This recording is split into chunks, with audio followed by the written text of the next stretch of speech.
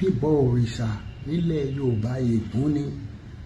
Ègún yìí sì máa ń ran ìran kìíní. Ẹni tí ọ̀rà yọ jẹ̀yẹ. Yìí máa ń ran ìran kìíní títí dórí ìran karùn-ún, títí dórí ìran kẹfà. Téèyàn ò mọ̀ ń pa ẹ̀, èèyàn máa jìyà rẹ̀. Ó dàbí ìgbà tó yẹ pé o mọ̀ nípa là, wọ́n wá kọ́ ọ́ nílà. Sọ pé tí wọ́n bá ti kọ́ ọ́ nílà nísìnyí, ó rí pé kò bùkún ọ nísìnyí. Ìwọ ló máa jẹ̀yà tí bàbá rẹ̀ ṣe fún ọ.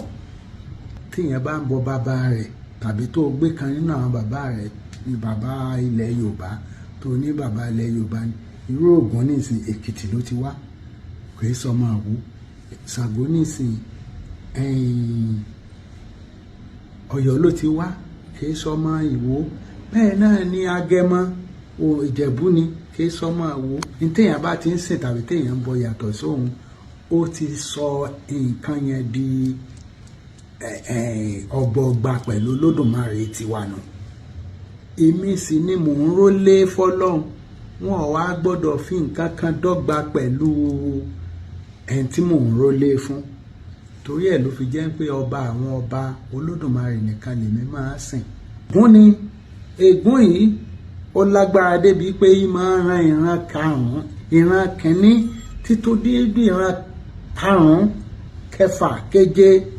Ṣùgbọ́n ẹni tí ó bá bọ̀rìṣà yọ láti ìran ìkíní títí dẹ́gbẹ̀rún lóun wọn máa kẹ́ni. Ẹ má máa bá àwọn tí a máa sọdún òrìṣà yẹn, ẹ rí i pé bíi pé wọ́n fi ń táwọn gan tí a fi ń rọ́ lákọ̀ọ́hún, tí a fi ń róúnjẹ kọ́hún. Ìmọ̀ tẹ́ ẹ bá tún wá wo àwọn kìrìsìtẹ́nì, tá ẹ bá wo ìwé wọn, ẹ̀yin tẹ́ ẹ jẹ́ kìrìsìtẹ́nì àgàgà, ẹ̀yin tẹ́ ẹ jẹ́ kìrìsìtẹ́nì, ègún ńlá ni, nítorí pé òfin ni fún yín. Òfin, ẹ má lùfin Ọlọ́run. Bọ́ bá lùfin ayé gan, wọ́n sọ ọ́ sẹ́wọ̀n. Tọ́ bá lùfin ẹni tó dá ayé àtẹ̀kùn ẹ̀, a jẹ́ pé òfin tó lù yẹn ní tí wọ́n sọ níbẹ̀. Tẹ́ bá lọ wo Deuteronomy 5, chapter 5, verse 9 and 10. Tó bá lọ wò ó gbọ́n tí wọ́n kọ síbẹ̀ pé ègún tí ò ṣe é parẹ́ ni, tí máa ń ran ìran. Ní tí wọ́n gan ò mọ̀ ń pẹ́, bàbá Jésù eyín kan mọ́, kò dáa.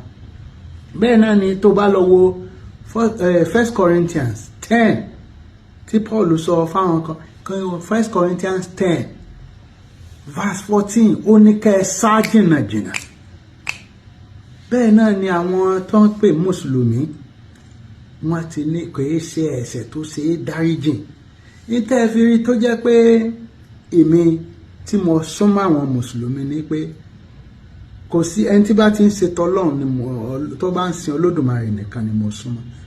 Nítorí pé àwọn náà ẹni tí wọ́n ń pe ẹ̀sìn wọn, òun ni à ń pè ní ìmọ̀ Ọlọ́run ní ọ̀kan.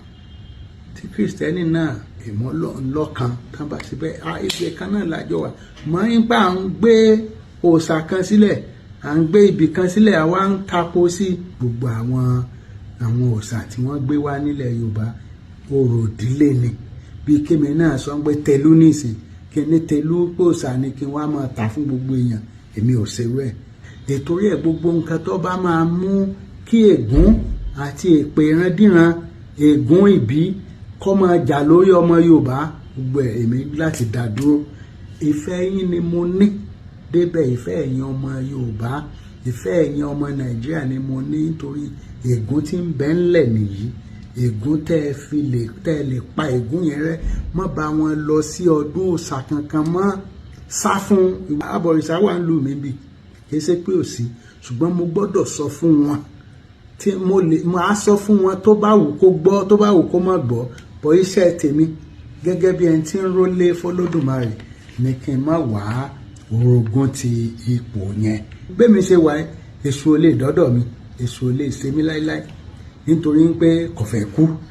Èmi là rólé Ọlọ́run. Tí n bá sì ti ń rólé f'Ọlọ́run, èṣù ò gbọ́dọ̀ dọ́dọ̀ mi. Tó bá dọ́dọ̀ òun gan fẹ́ kú, à ń bèlè èmèrè, àjẹ́, oṣó, lẹ́bọ̀ lóògùn oníṣègùn babaláwo àwọn yẹn kéré.